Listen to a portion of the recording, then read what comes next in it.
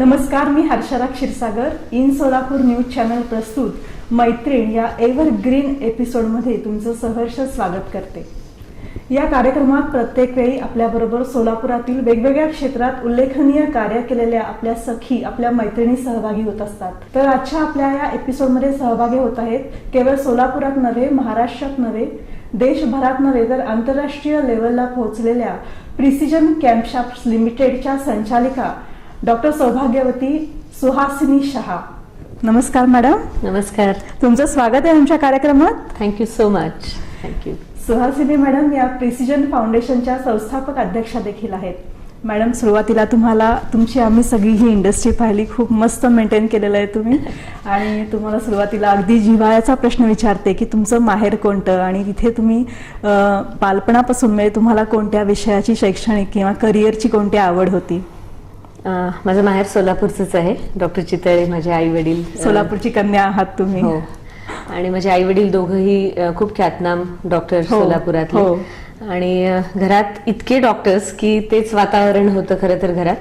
पण अर्थात शिक्षणाचं वातावरण होतं कायमच। म्हणजे माझी आजोबा माझे प्रिन्सिपल होते कोकणात एका शाळेचे। आणि आजी पण माझी त्या काळातली BA झालेली आणि ती मुलांना शिकवायची। आणि शैक्षणिक वातावरण त्या पिढीत म्हणजे खूप म्हणजे तेव्हा BA होणं एक सुद्धा खूप मोठी गोष्ट होती लेडीज। हो, तर त्यामुळे घरात कायमच खूप तसं वातावरण होतं। आणि कायम हे पण होतं की जे पाहिजे आहे ते करा, ज्याची आवड आहे ते करा।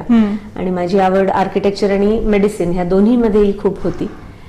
शेवटी मेडिसिनकडेच कल गेला, पण कोणी जबरदस्ती केली म्हणून नाही, किंवा आई वडील डॉक्टर आहेत म्हणून असं नाही, तर मी मनापासून मेडिकलला जायचं ठरवलं। VM मेडिकल कॉलेजमध्ये इथे शिकले। Haribhai Devkaran Sangameshwar college, VM medical college असा सगळा टप्पा तो। आणि मग नंतर तुमचं मॅडम मेडिकल मधलं कोणत्या फील्ड मधलं तुम्ही स्पेशलायझेशन किंवा कोणती डिग्री तुम्ही घेतलेली आहे? मेडिकल कॉलेजमध्ये I was a university ranker through out 3 वर्षाचा, फर्स्ट सेकंड थर्ड MBBS ला युनिव्हर्सिटी गोल्ड मेडलिस्ट आहे मी। आणि मग मी ऑफ्थॅल्मॉलॉजी ला सुरुवात केली होती। पण या सगळ्या काळामध्ये मला यतीनची भेट झाली। आम्ही बॅडमिंटन कोर्टवरती भेटलो, बॅडमिंटन खेळायचो एकत्र। यतीनबद्दल पण थोडंसं सांगते कारण ते रेलेव्हंट आहे। त्याचं पण त्याची फॅमिली सोलापुरातली आहे, पण तो वयाच्या 8व्या वर्षापासून बोर्डिंग मध्ये राहिलेला आहे। आणि म्हणजे त्याला तेव्हापासून बोर्डिंग मध्ये पाठवलं होतं। आणि त्याचं शिक्षण म्हणजे तो 8व्या वर्षी घराच्या बाहेर पडला आणि 24व्या वर्षी घरी परत आला। इतकी वर्ष तो बाहेर राहिलेला आहे। तो फक्त सुट्टीत यायचा तेव्हा इकडे भेट व्हायची। बोर्डिंगला कुठल्या गावाला? पहिले बाण स्कूल मध्ये होता देवळालीला, नाशिकच्या जवळ। तिथे 10वी पर्यंत, म्हणजे 3री ते 10वी। 11वी 12वीला कॅथीड्रल मध्ये, मुंबई मधली खूप नावाजलेली शाळा आहे। आणि मग सिडनम मध्ये BCom केलं त्यांनी, सिडनम कॉलेजमधनं मुंबईमध्ये। 1 वर्ष सोलापुरात काम केलं त्यांच्या वडिलांच्या फॅक्टरीमध्ये, वेगवेगळ्या डिपार्टमेंट्समध्ये। आणि मग परत सिम्बायोसिस मधनं MBA केलं। आणि मग अजून 1 वर्ष बाहेर नोकरी करून मग तो सोलापुरात आला। मग या सगळ्या पिरियडमध्ये सुट्टीमध्ये फक्त सोलापुरात यायचा, तेव्हा भेट व्हायची। पण 88 साली माझं लग्न झालं, तर ऑब्व्हियसली अ लव्ह मॅरेज। आणि तो शहा आणि मी चितळे, म्हणजे खूप सगळ्या आणि त्या थोडंसं गोष्टी हे करायच्या होत्या। आणि मग मला लक्षात आलं की म्हणजे मी तेव्हा ऑफ्थॅल्मॉलॉजीची पोस्ट करत होते, पण एक काहीतरी कॉमन प्लॅटफॉर्मची गरज आहे असं जेव्हा लक्षात आलं, तेव्हा त्याला डॉक्टर होणं तर शक्यच नव्हतं, पण मला बिझनेसमध्ये येणं शक्य होतं। आणि ते मी केलं। म्हणजे मग मी ऑफ्थॅल्मॉलॉजीची पोस्ट सोडली माझी, आणि म्हणजे रजिस्ट्रेशन सोडलं। आणि मग पूर्ण वेळ बिझनेसमध्ये जॉईन झाली। आणि मॅडम, आता छान विषय निघालाय, तर विचारते की तुमची भेट कुठे झालेली? बॅडमिंटन कोर्टवर आम्ही बॅडमिंटन खेळायचो एकत्र, तिथे भेट झाली। आणि नंतर मग तुम्ही हा डॉक्टर कडून बिझनेस वुमन पर्यंत आज इकडे पोहोचलेला आहात, तो सगळा तुमचा प्रवास झालेला आहे। बरोबर। पहिल्यांदा असं विचारते की आता मग सध्या तुम्ही मेडिकलचं काय चालू ठेवलेलं आहेत काम? बरं, मी अजून थोडंसं मागे जाऊन सांगते, कारण मला मेडिकलची म्हणजे मी रजिस्ट्रेशन सोडलं तर खूप जणांकडनं हे ऐकायला मिळालं की तू एक सीट वाया घालवली वगैरे वगैरे। ते काही सीट वाया नाही घालवली। ऍक्च्युली मी ऑफ्थॅल्मॉलॉजी सोडल्यानंतर माझ्या क्लासमेट्सना, म्हणजे तेव्हा आम्हाला फक्त MBBSच्या मार्क्सवरती पोस्ट ग्रॅज्युएशन असायचं, आता परत एंट्रन्स आली आहे। पण तेव्हा 8 जणांना तरी हवी ती ब्रांच मिळत गेली। म्हणजे मी ऑफ्थॅल्मॉलॉजी सोडलं म्हणून माझ्या एका मित्राला ऑफ्थॅल्म मिळालं, त्याला मिळत नव्हतं. मग त्यांनी दुसरी काहीतरी ब्रांच घेतली होती, ती आणखीन कोणाला मिळाली, अशी म्हणजे इकडे link 7-8 लागली जणांची, सगळी. ओके. त्यांना त्यांच्या आवडीच्या ब्रांचेस मिळाल्या. आणि मी कायम मेडिकल प्रोफेशन किंवा ते ज्ञान असं आहे, मला वाटतं की जे कधी सोडून नाही देता येत. इतके कष्ट घेऊन शिकलेलं असतं आणि ते उपयोगी आहे लोकांच्या. तर त्यामुळे मी लग्न झाल्यावर जेव्हा बिझनेसमध्ये आले, तेव्हा यतीनच्या वडिलांची एक इंडस्ट्री होती, तिथे आम्ही दोघंही काम करत होतो. यतीननी मला तिथे त्याच्या बरोबर बसून फायनान्स आणि अकाउंटिंग खूप शिकवलं. आणि मग मी शॉप फ्लोअरवर जाऊन बिझनेसबद्दल खूप शिकले स्वतःहून. पण तिथे जे काही 400 वर्कर्स होते, तर ते सगळे असे खेड्यातनं येणारे अनस्किल्ड लोक होते. आणि त्यांच्यासाठी मी खूप मेडिकल कॅम्प्स घेतले, त्यांच्यासाठी, त्यांच्या मुलांसाठी इम्युनायझेशन असेल, अनेक गोष्टी केल्या. जसं आम्ही 92 साली प्रिसिजन कॅम्प शाफ्ट चालू केलं, त्या बिझनेसमधनं बाहेर पडून पूर्णपणे यतीननी स्वतंत्रपणे स्वतः प्रिसिजन कॅम्प शाफ्टची सुरुवात केली. 94 साली केली. 92 मध्ये कंपनीची स्थापना केली आणि बांधकामाला सुरुवात झाली. 94ला खऱ्या अर्थी सुरू झालं काम. तर प्रिसिजन कॅम्प शाफ्ट लिमिटेडमध्ये सुद्धा सुरुवातीपासून जी काही काम करणारे लोक होते, त्या सगळ्यांसाठी मी कायम एक जनरल प्रॅक्टिस सारखी, म्हणजे मी त्यांना माझी वैद्यकीय सेवा देत आली. आणि शिफ्ट चेंज व्हायच्या टाइम मध्ये मी 1 तासभर माझ्या ह्याच्यामध्ये, म्हणजे डिस्पेन्सरीमध्ये जाऊन बसायची, की येणाऱ्या लोकांनाही आधी येऊन दाखवता येईल, बाहेर पडणाऱ्या लोकांना पण. तर त्यामुळे 1-2 तास मधला वेळ तुम्ही त्यांच्यासाठी राखून ठेवला, त्यांच्यासाठी राखला होता. आणि कायमच मेडिकल प्रॅक्टिसशी टचमध्ये होते. जनरल प्रॅक्टिस म्हणून असेल, पण ज्याला कंटिन्युइंग मेडिकल एज्युकेशन म्हणतो, की मेडिकल एज्युकेशन थांबत नाही कुठे, कारण रोज नवीन ऍडव्हान्सेस येत असतात आणि नवीन सतत शिकत राहायला पाहिजे, ऐकत राहायला पाहिजे, जे मला घरी गेल्यावर सततच कानावर होतं, की आई वडील आणि भाऊ बहिणी सगळेच जण डॉक्टर असल्यामुळे. त्यामुळे ते चालू राहिलं, मेडिकल कधीच थांबलं नाही पूर्णपणे.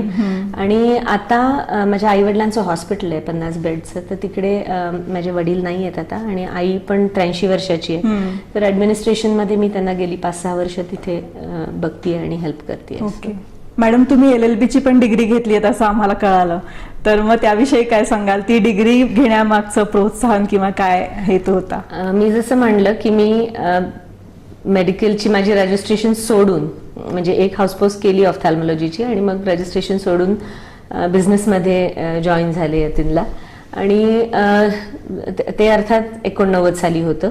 94 मध्ये मी जेव्हा प्रिसिजनची सुरुवात केली, जे लक्षात आलं यतीनची खूप मोठी स्वप्न आहेत आणि आपण खूप हे खूप पुढे कुठे नेणार आहोत. आणि मला असं कायम वाटायचं की म्हणजे मी डॉक्टर आहे आणि उगीच इथे काहीतरी काम करते, म्हणजे असं बघून अनुभवातनं शिकून करते, पेक्षा एखाद्या गोष्टीची जबाबदारी घेऊन काही नवीन शिकून ती जबाबदारी मी जर घेऊ शकले बिझनेसमध्ये, तर ते नक्की जास्ती योग्य होईल. आणि मग तेव्हा हा लॉ करणं, हा LLB करणं हा ऑप्शन डोळ्यासमोर आला. आणि मग मी 94 ते 96, 94, 95, 96 ही 3 वर्ष LLB विथ स्पेशलायझेशन केलं टॅक्सेशन आणि लेबर लॉ मध्ये.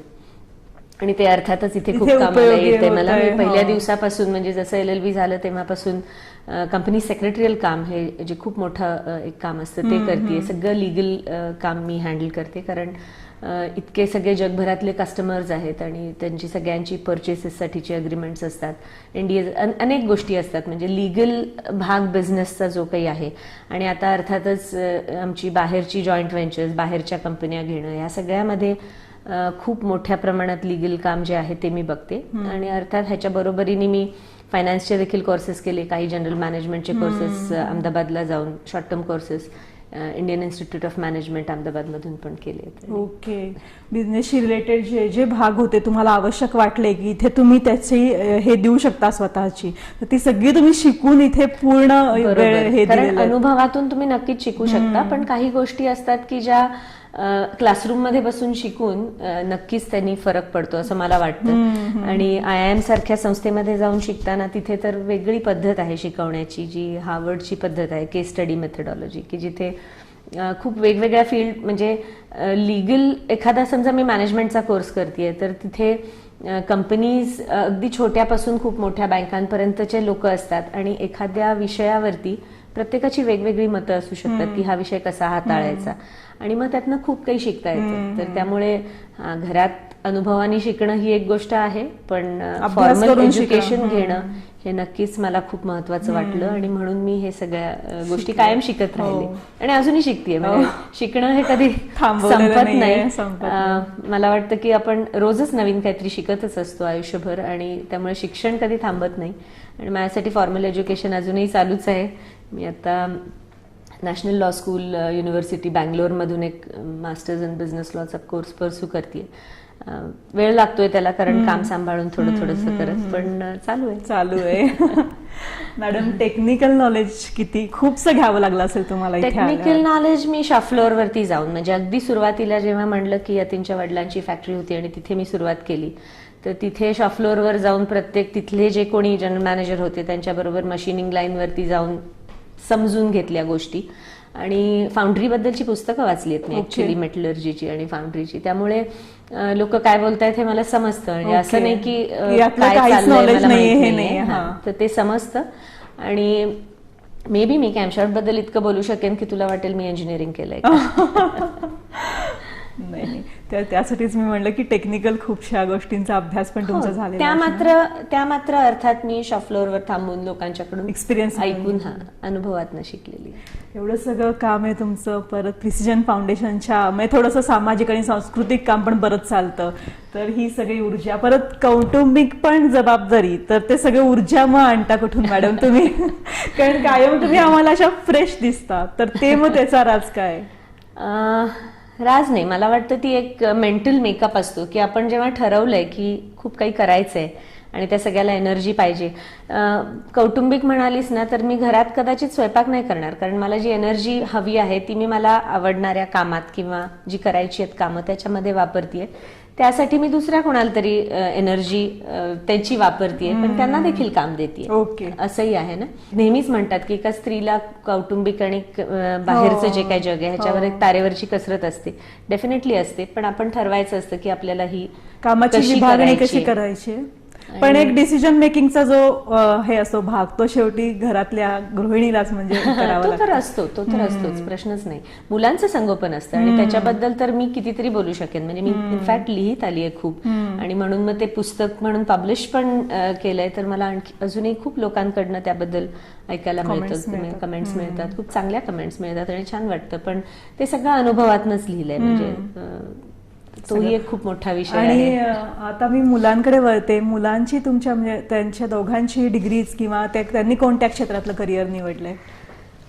मुलांच्या बद्दल सांगायचं तर तेही दोघं ऑलराऊंडर्स आहेत. ऍब्सोल्युटली दोघंही अभ्यासात चांगले, दोघंही खेळ असेल, आर्ट असेल. आणि त्या दोघांचं शिक्षण 12वी पर्यंत सोलापुरातच झालेलं आहे. लिटल फ्लॉवर कॉन्व्हेंटला होते दोघंही. 11वी 12वी करण वालचंद कॉलेजला होता, तन्वी ऑयस्टरला होती ए लेव्हल्स ऑफ केम्ब्रिजसाठी. पण 12वी नंतर दोघंही अमेरिकेत गेले. त्यांच्या अमेरिकेतलं एज्युकेशन अतिशय वेगळं आहे आणि खूप मेरिट बेस्ड आहे, खूप कष्ट आहेत त्याच्यामध्ये. लोकांना वाटतं अमेरिकेत जाऊन मुलं शिकतात म्हणजे काय मजा करत असतील, तर असं अजिबात नाही आहे. प्रत्येक दिवशी ते काय करतात कॉलेजमध्ये त्याच्यावर त्यांच्या ग्रेड्स असतात सगळ्या, आणि त्यामुळे सतत काम करत राहत असतात. कामाच्या बरोबरीने वेगळ्या अटमॉस्फिअरमध्ये जाऊन पडलं, वेगळी कल्चर, वेगळी भाषा, वेगळं राहणीमान, वेगळं फूड, ह्या सगळ्याला ऍडजस्ट करत राहणं. तर त्या दोघांना प्रचंड क्रेडिट देते की दोघांनी 7, 8, 8, 9, 10 वर्ष अमेरिकेत काढलेली आहेत आणि खूप छान शिकले दोघंही. म्हणजे त्याचं त्यांनी चीज केलं की त्यांना पाठवताना एकच होतं की तुम्हाला जायचं आहे बाहेर शिकायला, तर टॉप 10 मधल्या युनिव्हर्सिटीमध्ये जायचं असेल म्हणजे तुम्ही मेरिटवर मिळवली ऍडमिशन तरच, कुठल्या तरी युनिव्हर्सिटीत उगीच जायचं म्हणून नाही जायचं.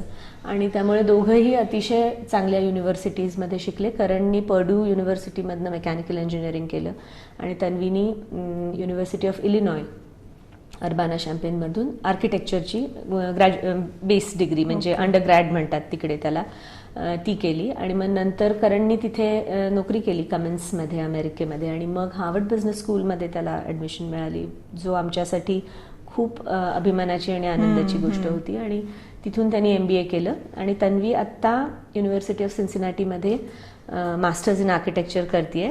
8 दिवसांनी तिचं ग्रॅज्युएशन आहे. ओके, कम्प्लीट होईल. करण म्हणजे मेकॅनिकल इंजिनिअरिंग इन पर्ड्यू आणि फ्रॉम पर्ड्यू, आणि हार्वर्ड बिझनेस स्कूलमधनं MBA करून आम्हाला जॉईन झाला आहे आता. त्याच्यामध्ये खूप मोठा आनंद आहे आणि तो प्रिसिजनमध्ये आता वर्ष झालं त्याला जॉईन होऊन देखील, आणि तो ॲक्विजिशन मर्जरवरती मोठ्या प्रमाणात काम करतोय आणि नवीन बिझनेस जे काही आम्ही डेव्हलप करतोय त्याच्यावरती.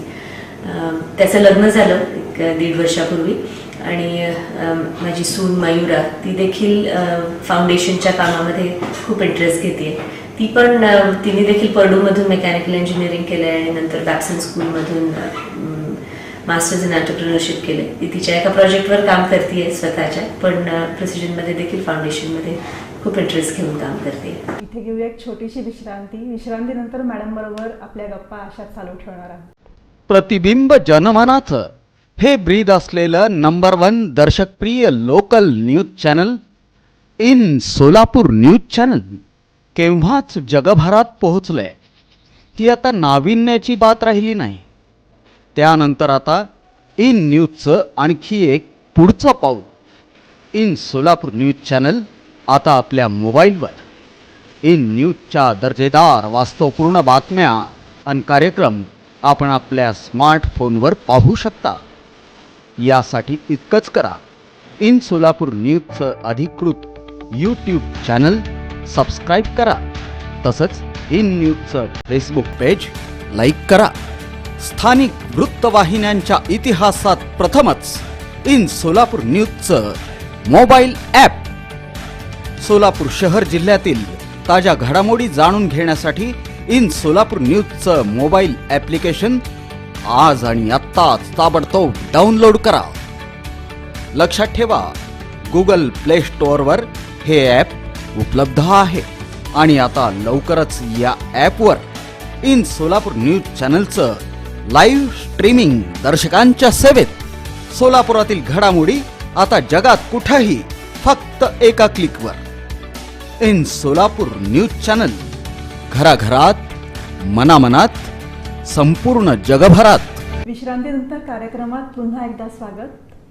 मॅडम, आता मला असं सांगा की प्रिसिजन कॅम्पशाफ्टच्या डिव्हिजन्स तुमच्या कुठल्या कुठल्या देशात आता पोचलेल्या आहेत? प्रिसिजन कॅम्पशाफ्टची 2 जॉईंट व्हेंचर्स आहेत चायनामध्ये. आता नुकतीच एक जर्मनीमध्ये कंपनी अक्वायर केली, म्हणजे तोही एक फुटप्रिंट झाला. आणि ब्राझीलमध्ये एक प्लांट येत आहे. म्हणजे भारतातले सोलापुरातले प्लांट सोडून एक नाशिकमध्ये पण कंपनी अक्वायर केली आहे. सोलापूर, नाशिक आणि नंतर निंबो आणि हुजाव या 2 ठिकाणी चायनामध्ये 2 जॉईंट व्हेंचर्स आहेत. नंतर आता पुणे वाईल्ड मधली जर्मनीतली एक कंपनी आणि ब्राझीलमध्ये यायचा आहे प्लांट. बर, कमिंग अप आहे तो. Coming up, yes. आता असं विचारते की दुसऱ्या देशामध्ये हे तुम्ही प्लांट्स आता उभारलेत, तर त्यामध्ये काही म्हणजे त्याला काय काय ह्यांना तुम्हाला आव्हानांना तोंड द्यावं लागलं? दुसऱ्या देशात बिझनेस करणं हे तर खूपच मोठं आव्हान आहे, पण पहिले इथे देखील बिझनेस करणं हेच एक आव्हान आहे. आणि मला वाटतं डायरेक्टली जम्प करून मी जॉईंट व्हेंचर्सवर जाण्याऐवजी थोडंसं प्रिसिजनच्या जर्नीबद्दल सुद्धा बोलू शकेन. 94 साली आम्ही जेव्हा सुरुवात केली, म्हणजे 92 मध्ये अगदी छोट्या प्रमाणात 600 कॅम्पशाफ्ट महिन्याला मशीनिंग करायचो कोणासाठी तरी, आणि तशी सुरुवात केली. मग ती कास्टिंग डेव्हलप केली आणि 94 साली पहिल्यांदा जो मोठा एक प्रोजेक्ट केला चालू, तो 10,000 कॅम्पशाफ्ट महिना करायच्या उद्देशाने होता. आणि आज तिथून 10 लाख कॅम्पशाफ्ट महिन्याची कपॅसिटी आपण क्रिएट केलेली आहे. तर ह्या सगळ्या जर्नीमध्ये खूप गोष्टी झाल्या आणि खूप चढउतार होते. म्हणजे आज हे सगळं पाहिलं की असं वाटतं की हा इतकं सगळं इथे आहे, पण ह्याच्या मागे खूप मोठी मेहनत, खूप आणि ती सगळ्या टीमची, कारण हे टीमवर्क आहे. यतीन सारखा खंदा लीडर आहे, पण मोठी टीम पण आहे. आणि या सगळ्यामध्ये खूप चढउतार पाहिलेले आहेत आम्ही, कारण हा कुठलाही बिझनेस म्हणलं की त्यात चढउतार असतातच. आणि एखादा उतार आला की त्यांनी खचून जायचं नसतं, तर पुढच्या चढाची आणखीन तयारी करायची असते. तर 94 मध्ये जेव्हा सुरुवात केली, तिथून साधारण 98 पर्यंत आम्ही भारतातले जेवढे, म्हणजे कॅम्पशाफ्ट हा जो प्रॉडक्ट आहे तो engine मध्ये जातो. तर त्यामुळे इंजिन बनवणाऱ्या लोकांना, आणि ती इंजिन्स कोणासाठी बनवणार तर गाड्यांसाठी आणि ट्रॅक्टर्ससाठी आणि अगदी इंडियन रेल्वेसाठीचे देखील आपण कॅम्पशाफ्ट करतो. तर ह्या कंपन्यांना डायरेक्ट सप्लाय, म्हणजे कधीही आम्ही आफ्टर मार्केटमध्ये सप्लाय नाही केलं किंवा कायम हा ओरिजिनल इक्विपमेंट म्हणून ट्रॅक्टर बनवणारे, गाड्या बनवणारे ह्यांनाच पार्ट्स दिलेले आहेत. तर 98 सालापर्यंत ज्या काही ट्रॅक्टर्स आणि गाड्या भारतात बनतात त्यांचे जवळजवळ 80% कॅम्पशाफ्ट आपण बनवत होतो. बर. तर मग असं होतं ना की मॅक्झिमम पर्सेंटेज झाले हे. हा, म्हणजे खूप मोठं पर्सेंटेज झालं म्हणेन मी. बरं, सगळं मार्केट नाही घ्यायचंय, नाहीतर काय होतं मग, हा आपल्याकडे आता सगळंच आहे, कॉम्प्लेसन्सी येते. पण अजून जेव्हा वाढायचं आहे आणि भारताचं मार्केट एवढं आहे, त्यातला इतका मोठा शेअर आहे, तर ते मोठं कसं होणार अजून आपला बिझनेस, तर तेव्हा एक्सपोर्ट हा विचार चालू केला. एक्सपोर्टवर खूप काम केलं, पण तेव्हा भारतातून एखादा क्रिटिकल कॉम्पोनंट प्रगत देशात कोणीही विकत घेईल अशी परिस्थिती नव्हती. म्हणजे भारतातून काही चांगलं येऊ शकतं हे असं जगाची समजूतच नव्हती, बघतच नव्हते आपल्याकडे. आणि त्यालाही अनेक कारणं होती. आपल्याकडनं लोक क्वालिटी आणि डिलिव्हरी वेळेवर देणं ह्या सगळ्या गोष्टींच्या बाबतीत थोडेसे डळमळीतच असायचे तेव्हा. आणि मग जेव्हा 1-2 वर्ष खूप प्रयत्न करून लक्षात आलं की हे नाही होऊ शकत आहे, आपल्याला जाऊन जर्मनीमध्ये, इंग्लंडमध्ये नाही विकता येत आहे, तेव्हा यातून विचार केला की बहुतेक आपल्याला एखादा जर्मन किंवा एखादा ब्रिटिश माणूस बरोबर असेल, कंपनी बरोबर असेल, तर कदाचित हे सोपं होऊ शकेल. त्या दृष्टीने मग काम सुरू केलं. आणि 99 साली इंग्लंडमधली एक जी क्लान्सी नावाची कंपनी होती, त्यांच्याबरोबर आपण जॉईंट व्हेंचर केलं. तेव्हापर्यंत फक्त अक्कलकोट रोडचे प्लांट्स होते. 99 सालापर्यंत अक्कलकोट रोडला एक फाउंड्री, एक मशीन, 2 मशीन शॉप्स, हे सगळं काही होतं. पण 2000 साली क्लान्सी प्रिसिजन कंपोनंट्स म्हणून इथे चिंचोळी MIDC, आज आपण जिथे बसलो होतो, पण पहिली फाउंड्री बघू बाहेर जाऊन, तर ती 2000 साली एका ब्रिटिश कंपनी बरोबर जॉईंट व्हेंचर म्हणून सुरुवात केली. आणि मग तशी एक्सपोर्ट मार्केटमध्ये एंट्री मिळवली. आणि मग पुढे काही कालावधीने, म्हणजे 2006 पर्यंत हे खूप छान सगळं सुरळीत असं नाही म्हणता येणार, पण चाललं होतं. आणि 2006 मध्ये ती ब्रिटिश कंपनीला काही प्रॉब्लेम झाले, अडचणीमध्ये आली, आणि मग ती पूर्ण आपण विकत घेतली आम्ही. आणि क्लान्सी प्रिसिजनची मग ती प्रिसिजन कॉम्पोनंट झाली आणि मग प्रिसिजनमध्ये विलीन झाली. आणि त्याच्यानंतर 2007 पासून मात्र जगात लोकांना माहिती होतं की इथे चांगल्या क्वालिटीचे कॅम्पशाफ्ट बनतात आणि डिलिव्हरी अतिशय वेळेवर होतीये आणि या सगळ्या गोष्टी. तर त्यामुळे मग आणखीन कस्टमर्सकडे जाऊन, म्हणजे पहिला कस्टमर्स फक्त जनरल मोटर्स एका देशातला प्लांट होता, पण तिथून पुढे जाता खूप बिझनेस वाढत गेला. आणि मग 2007 पासून किंवा 2007-08 पासून आज 18 पर्यंत, या 10 वर्षात मला वाटतं 5-6 टाइम्स जी काही ग्रोथ झाली ती झाली. आणि खूपदा असं होतं गोष्टी की एका कस्टमर बरोबर तुम्ही बिझनेस वाढवत गेलात की मग त्यांना जिथे पाहिजे तिथे तुम्हाला जाणं गरजेचं होतं. जसं की फोर्डनी सांगितलं की आम्ही चीनमध्ये आम्ही उत्पादन चालू करतो आहोत आणि तिथे तुमच्याकडनं कॅम्पशाफ्ट हवेत, पण तुम्ही तिथेच येऊन करायला पाहिजेत, इथून नाही.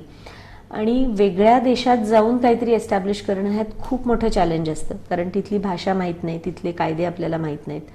आणि मग आपण जाऊन कसा तिथे बिझनेस करायचा, म्हणून आम्ही जॉईंट व्हेंचर हा मार्ग तेव्हा निवडला, हा पर्याय निवडला.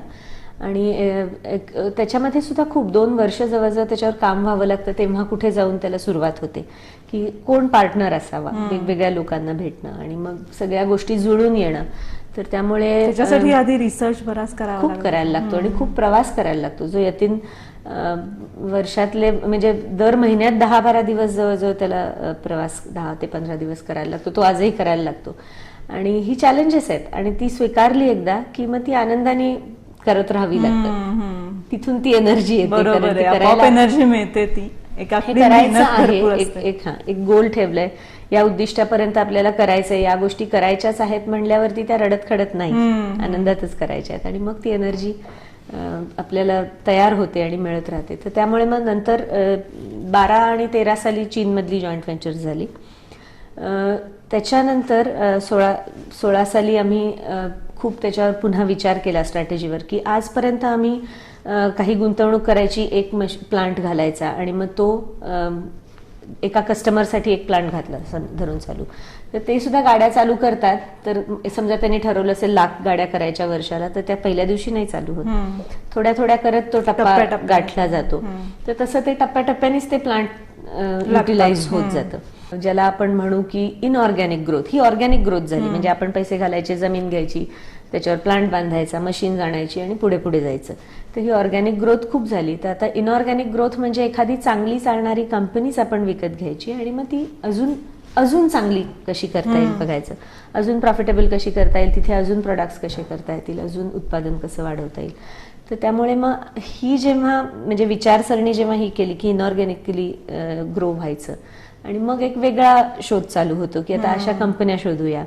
आणि अशी पण कंपनी नको होती कधीच की जी बंद पडली आहे किंवा आजारी कंपनी आहे आणि मग त्याला आपण जाऊन अगदी पूर्ण परत बदलायचं, तसं कधीच ठरवलं नव्हतं. चांगली कंपनी जी चांगली चालती आहे, पण त्या जे सध्याचे होण्याचे चान्सेस आहेत, जिथे आणखीन ग्रोथची पोटेन्शियल आहे आणि तिथे सध्या जे ओनर्स आहेत कदाचित त्यांच्या काही अडचणी असतील म्हणून त्यातनं त्यांना बाहेर पडायचे. तर मग अशा कंपन्यांचा शोध घेणं, मग त्याच्यासाठी आणि वेगवेगळे कन्सल्टंट्स लागतात, खूप काही गोष्टी जुळून याव्या लागतात. या सगळ्यातून मागच्या वर्षी ऑक्टोबरमध्ये पहिली एक कंपनी, छोटी कंपनी आहे मेमको म्हणून नाशिकला, ती घेतली, जे खूप वेगळे आणि क्रिटिकल पार्ट्स बनवतात. म्हणजे काय झालं, प्रॉडक्ट पण डायव्हर्सिफिकेशन झालं. म्हणजे आजपर्यंत फक्त कॅम्पशाफ्ट करत आलं, तर थोडासा वेगळा मार्ग.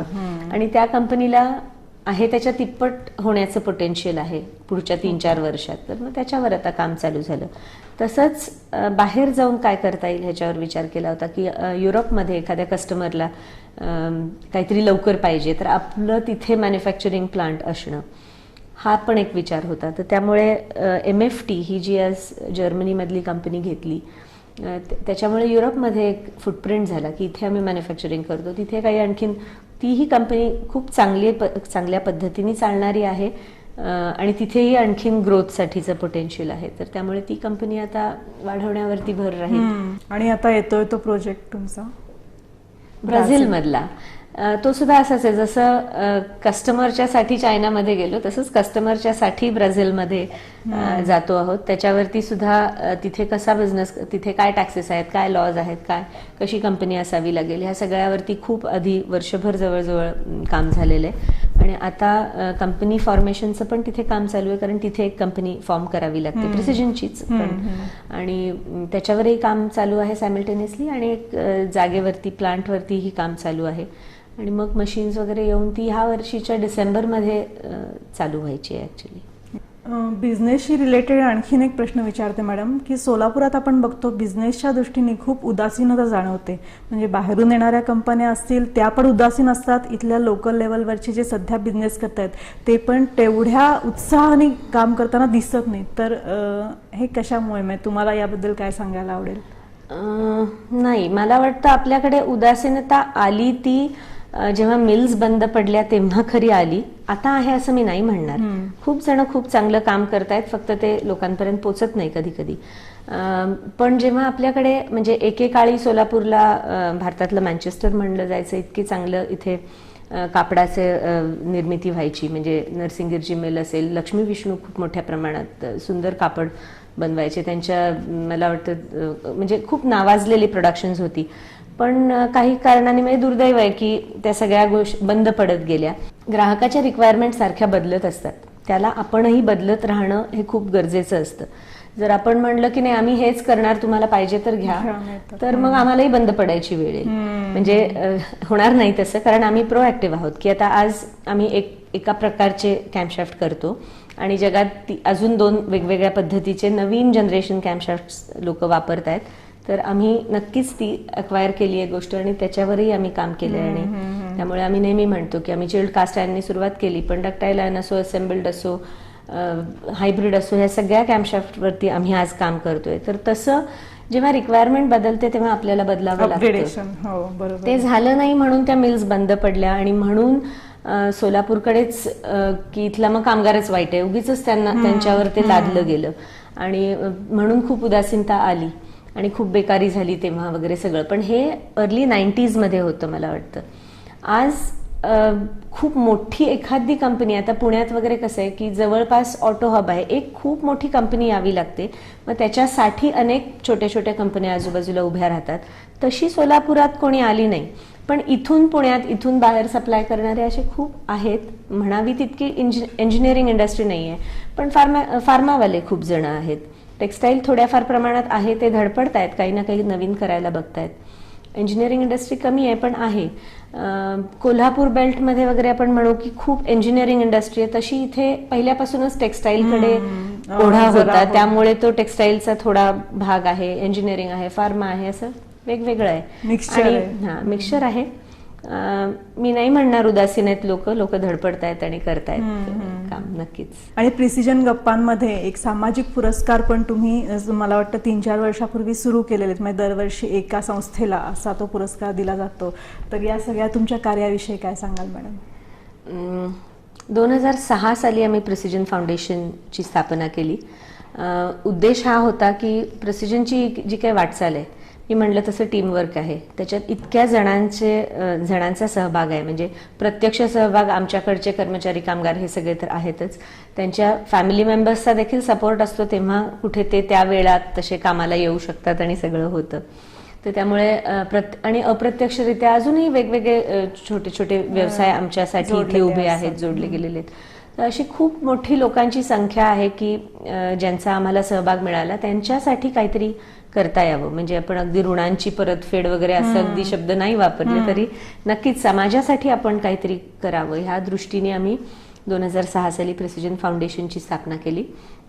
उद्देश, आम्ही सुरुवात केली ती आमच्या कामगारांपासून, की त्यांना चांगल्या पद्धतीचं हेल्थकेअर मिळावं. म्हणजे मग इथे तर मी म्हटलं तसं मी स्वतःही बघते आणि आमचं मेडिकल ऑफिसर आहे, लोकांना आम्ही फ्री ट्रीटमेंट देतोच, पण त्यांना काहीतरी त्यांच्यावरती काही संकट आली, म्हणजे मोठे काही आजार कोणाला झाले घरातल्या, तर त्यांच्यासाठी आम्ही मदत करू. त्यांच्या मुलांना शिक्षणासाठी गोडी लागावी म्हणून सुरुवात केली होती ती कामगारांच्या मुलांना स्कॉलरशिप्स द्यायच्या, की अगदी पहिलीपासून असेल PhD पर्यंत, की पुढच्या वर्षीचं शैक्षणिक साहित्य त्यांना द्यायचं. आणि त्याला अट ठेवली होती 75% मिळायला पाहिजेत गुण. तर कामगार आले होते माझ्याकडे की आमच्या मुलांना असे कसे मिळणार गुण वगैरे. तर मी म्हटलं, एक तर आता खिरापतीसारखे मार्क वाटतात, म्हणजे माझ्या वेळी 75ला डिस्टिंक्शन खूप मोठं वाटायचं, ते आता 90ला सुद्धा कोणाला काही वाटत नाही.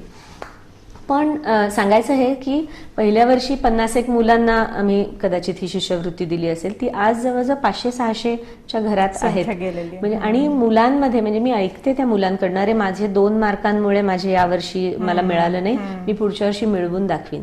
म्हणजे ही एक जिद्द निर्माण होते, त्यांना शिकण्याची इच्छा निर्माण होते. त्या कामगाराच्या मुलांनी पुढे कामगार व्हावं असं नाहीये ना, ते कितीतरी मुलं शिकून पुढे जाऊ शकतात. तर त्यामुळे आम्ही ही सुरुवात केली आणि मग पुढे बाहेरही ही गोष्ट न्यायला लागलो. तर गेल्या 3-4 वर्षात आम्ही बाहेरही खूप प्रोजेक्ट्स केलेत, की जसं की सोलापूर जिल्ह्यातले आणि बाहेरचेही काही अशा मिळून जवळजवळ 101 शाळांमध्ये आम्ही ई-लर्निंग किट्स गेल्या 2 वर्षांमध्ये दिलेत. आणि दिलेत म्हणजे एखादी गोष्ट दिली आणि सोडून दिली असं नाही, तर आधी आम्ही सर्वे केला की कोणत्या शाळांमध्ये द्यावं, तिथे शिक्षक चांगले असायला पाहिजेत, ज्यांची मानसिक तयारी आहे नवीन काहीतरी शिकून मुलांना शिकवण्याची. कारण हा किट हाताळायचा कसा, खूपदा असं पाहतो आपण की CSR म्हणून लोक काहीतरी देतात, कम्प्युटर जर दिलेत आणि ते धुळखात पडलेत, ते येऊन बघतील तेव्हा बघतील, वापरले जात नाहीत. तसं आम्हाला होऊन नको होतं बिलकुल. तर त्यामुळे आम्ही आधी टीचर, म्हणजे ह्या शाळा निवडल्या, तिथे त्या टीचर्सना ट्रेनिंग दिलं हे कसं वापरायचं. दर 3-4 महिन्यांनी आम्ही त्यांचे परत मीटिंग्स बोलवतो आणि त्यांना फीडबॅक घेतो की हे तुम्ही कसं वापरतायत, मुलांना ह्याच्यामुळे काय फरक दिसतोय तुम्हाला. आणि आश्चर्य वाटेल, अटेंडन्स प्रचंड वाढलाय. खेड्यातली मुलं खूपदा शाळेत जायला नको असतं त्यांना, पण हे नवीन काहीतरी चांगल्या टेक्नॉलॉजीवरती आम्हाला शिकायला मिळतंय, तर ती उत्साहाने मुलं येतात शाळेत. सुट्टीच्या दिवशी सुद्धा म्हणतात आम्हाला शाळेत यायचंय. त्यांचं ग्रास्पिंग बदललंय, म्हणजे मॅथमॅटिक्स, लँग्वेजेस शिकणं इतकं सुंदर बदल तो दिसतोय. आणि तो खूप आमच्यासाठी म्हणजे पॉझिटिव्ह गोष्ट आहे ती, की त्यातनं काहीतरी पॉझिटिव्ह चेंज होतोय. सो एज्युकेशन हा एक विषय झाला. हेल्थकेअरमध्ये देखील आम्ही काम करतोय, की आज मुलींना मेन्स्ट्रुअल अवेअरनेससाठी, मेन्स्ट्रुअल हायजीनसाठी आम्ही सोलापुरातल्या 3 शाळा निवडल्या होत्या मागच्या वर्षी, आणि त्यांना सॅनिटरी नॅपकिन्स पण फ्री दिले 1 वर्षाचे. पण त्यांना आधी ट्रेनिंग देऊन शिकवलं की हे का गरजेचं आहे, आणि हे आम्हाला आता आमच्या त्या रुरल शाळांमध्ये देखील पोचवायचं आहे यावर्षी कदाचित. त्याच्यानंतर आम्ही काही असे म्हणजे सस्टेनेबिलिटीसाठी आता या शाळांना जे दिले सगळे ई लर्निंग किट्स, इलेक्ट्रिसिटी कोण देणार त्याला? आणि खूपदा खेड्यांमध्ये इलेक्ट्रिसिटी 8-8 तास नसते दिवसात, तर ते देऊन सुद्धा उपयोगी नाही होणार. या सगळ्या शाळांना आम्ही ई लर्निंग किट बरोबर सोलर पॅनल्स पण दिलेत आणि सस्टेनेबिलिटीवरती सुद्धा काम चालू आहे. सोशल इश्यूज आहेत जसं की शेटफळमध्ये भांगे म्हणून एक दाम्पत्य आहेत आणि ते मूकबधीर मुलांना स्पीच थेरपीवर खूप मोठं काम करतायत. तर त्यांना स्पीच थेरपी सेंटर उभं राहायसाठी आम्ही मदत केली. त्यांचं काम मोठं आहे पण आम्ही थोडी मदत केली. स्वाधार म्हणून एक बुधोड्याला लातूरच्या जवळ एक संस्था आहे जे अंध लोकांना काम मिळवून देण्यावर भर आहे त्यांचा, त्यांना रोजगारक्षम करण्यावर. तर तिथे देखील आम्ही काही मदत केली. अशा सोशल इश्यूजवरती देखील आम्ही शक्य होईल तशी मदत करतोय. त्याच्यानंतर आपण गप्पांबद्दल बोललो. प्रिसिजन गप्पांना 9 वर्ष झाली आहेत. ह्या वर्षी 10व्या वर्षीच्या गप्पा होतील आणि यामध्ये देखील वेगवेगळ्या फील्डमधल्या लोकांना बोलवून त्यांच्याकडनं काहीतरी शिकायला मिळतं आपल्याला नक्कीच. आणि त्यामुळे गप्पांचा एक खूप छान असा ऑडियन्स तयार झालाय. गप्पांची लोक वाट पाहतात. दर्जेदार कार्यक्रम एक मिळतोय सोलापूरकरांना आणि लोक खरंच त्याची वाट पाहतात आतुरतेने. आणि ह्या गप्पांमध्ये आम्ही 1 दिवस हा पूर्ण सामाजिक कार्यासाठी ठेवलेला आहे. आणि या सामाजिक संस्थांना जो आम्ही पुरस्कार देतोय तोही गेली 9 वर्ष सलग दिलेला आहे. आणि माझ्या सासऱ्यांच्या म्हणजे सुभाष शहांच्या नावाचा देखील एक पुरस्कार 11 साली ते गेले, तर तेव्हापासून तोही म्हणजे ऍक्च्युली 2 पुरस्कार आता दरवर्षी दिले जातात. या कार्यक्रमासाठी आवर्जून सामाजिक कार्य ज्यांनी खूप मोठं केलंय म्हणजे डॉक्टर विकास आमटे आहेत, डॉक्टर प्रकाश आमटे आहेत, निलिमा मिश्रा, अशी सगळे लोक, डॉक्टर कोल्हे, अशी लोक या कार्यक्रमांना आलेली आहेत. आणि त्यातनं लोकांना खूप काही मिळालंय, म्हणजे खूप काही शिकायला मिळालंय. एक वेगळी दृष्टी मिळाली की आपण समाजासाठी काय करू शकतो. त्यामुळे हे कार्य हे कायम चालू राहणार नक्कीच फाउंडेशन मधून. सोलापुरातल्या आपल्या महिला स्मार्ट आहेत, म्हणजे त्या बऱ्याच ऍक्टिव्ह आहेत, घरातली कामं खूप छान करतात. पण त्यांना अजून स्मार्टनेस वाढवण्यासाठी त्यांनी त्यांच्यामध्ये काय बदल करायला हवे असं तुम्हाला वाटतं? किंवा त्यांच्यातल्या कोणत्या गोष्टी तुम्हाला आवडतात, कोणत्या आवडत नाहीत, त्याच्याविषयी सांगा. आणि एखाद्या महिलेने ठरवलं की मला उद्योजिका व्हायचंय, तर त्यासाठी तिच्यामध्ये कोणते बदल करायला हवेत किंवा गुण असायला हवेत, तर त्याच्याविषयी सांगा. फक्त सोलापुरातल्या नाही, सगळ्याच महिलांसाठी मी म्हणेन की खूप जणी घर पाहतात आणि त्यांना उगीच त्याबद्दल एक न्यूनगंड असतो जो असायला नाही पाहिजे. मला असं वाटतं की घर बघणं हे देखील एक खूप मोठं काम आहे. तुम्हाला कितीतरी गोष्टी असतात ज्या कुणाला कळत नाहीत बाहेरून पाहताना, पण तुम्ही घर मॅनेज करता तेव्हा तुम्ही घरातल्या सगळ्या गोष्टी बघता, मुलांना बघता, नवरा सासू सासरे जे कोणी घरात आहेत त्यांच्यासाठीच बघत असता, स्वतःच्या आरोग्याची काळजी न करता ते बघत असता. तर त्यामुळे त्याच्याबद्दल कधीच कमीपणा स्वतःच्या मनात ठेवू नका, कारण तेही एक खूप मोठं काम आहे. आणि मी नुकतंच एका लेखात पण हे लिहिलं होतं, सकाळमध्ये मला लिहायचा चान्स मिळाला म्हणून लिहिलं होतं की तुम्ही ह्यात कमीपणा समजू नका. एखादी गृहिणी असणं हे देखील एक खूप मोठं काम आहे, सगळ्यात पहिली गोष्ट. आणि ते करत असताना तुम्ही स्वतःचे छंद नक्की जोपासा, तुम्ही स्वतःच्या आरोग्याची नक्की काळजी घ्या. कारण ते बाजूला ठेवून मी पाहते खूप बायका घरातली सगळी गोष्टी करत असतात, दुर्लक्ष करतात स्वतःच्या आरोग्याकडे, जे नाही व्हायला पाहिजे. आणखीन एक मला खूप सांगावं असं वाटतं की 24 तास मुलांच्या मागे लागू नका तुम्ही घरी आहात म्हणून. त्यांना थोडीशी मोकळी द्या आणि स्वतःही थोड्या मोकळ्या राहा, तर आणखीन ते नातं पण छान होईल. आणि म्हणजे तुम्ही जे काही काम करता आहात ते त्या कामाचा अभिमान बाळगा आणि ते मनापासून करा. आता जर कुणाला काहीतरी एखाद्या व्यवसायात जायचं आहे, तर व्यवसायात पडायला सगळ्यात पहिले काय असावं लागतं, तर रिस्क घेण्याची तयारी असावी लागते. कारण मी म्हणलं तसं व्यवसाय कुठलाही म्हणला की त्याच्यात चढ उतार हे येतातच. मी आज काहीतरी एक गोष्ट करायची आणि विकायची ठरवली तर ती सगळीच्या सगळी विकली जाईलच, सगळ्यांना ती आवडेलच असं नाही ना. त्याच्यात सेटबॅक येऊ शकतो. मग पहिले भांडवल घालायची तयारी पाहिजे, रिस्क घेण्याची खूप मोठी तयारी पाहिजे.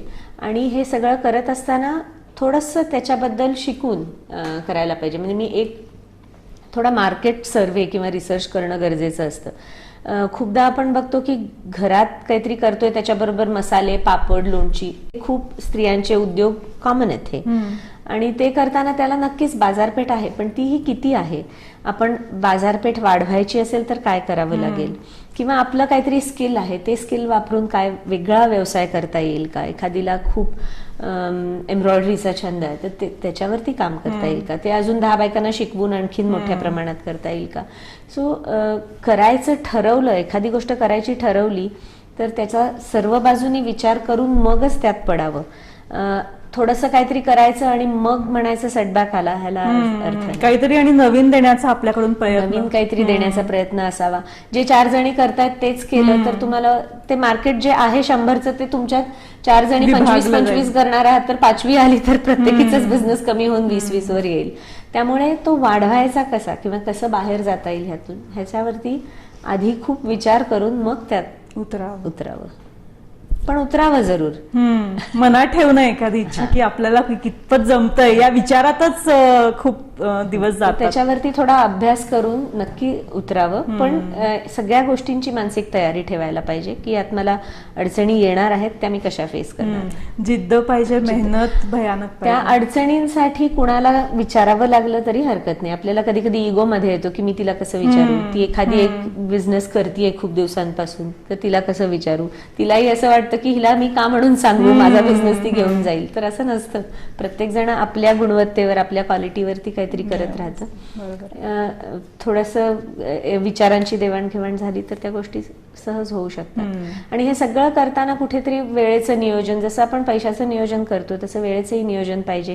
की मला व्यवसाय करायचा आहे, त्याला इतका वेळ लागणार आहे, तर माझ्याकडे खरंच किती वेळ आहे. मला घरकामाला इतका, घरातल्या सगळ्या गोष्टींना इतका वेळ लागतो, यासाठी इतका वेळ लागतो, आणि मग माझ्यासाठी इतका वेळ आहे आणि मी त्यात हे करू शकते.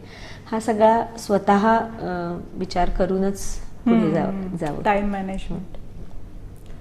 जाता जाता एक मॅडम छानसा प्रश्न विचारते, भविष्यातलं स्वप्न काय असेल? पर्सनल आयुष्यातलं सांगा किंवा इंडस्ट्री बाबतीत सांगा.